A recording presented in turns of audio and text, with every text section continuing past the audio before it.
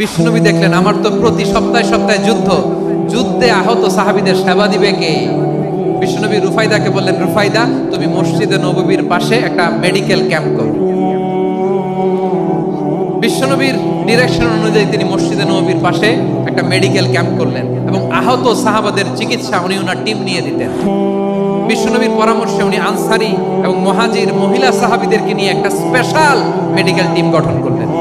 খায়বার যুদ্ধে 7ম হিজরিতে যখন বিশ্বনবী যায়, উনি ওনার টিম নিয়ে আসলেন, বললেন, ইয়া রাসূলুল্লাহ, আমরা তো তলোয়ার চালাতে পারি না, আমরা তো তীর মারতে পারি না, আপনি যদি অনুমতি দেন খায়বার অভিযানে আমি আমার টিম নিয়ে মেডিকেল টিমের সেবাটা সার্ভিসটা দিতে চাই। পড়েন সুবহানাল্লাহ।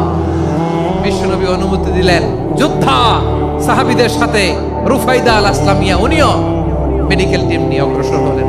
খায়বারের প্রতিটা আহত ইনজুর্ড সাহাবী যারা ইনজুরির শিকার হয়েছেন সবাই রুফাইদা আল আসলামিয়ার এই মেডিকেল ক্যাম্প থেকে চিকিৎসা সহায়তা পেয়েছেন। সুবহানাল্লাহ পড়েন।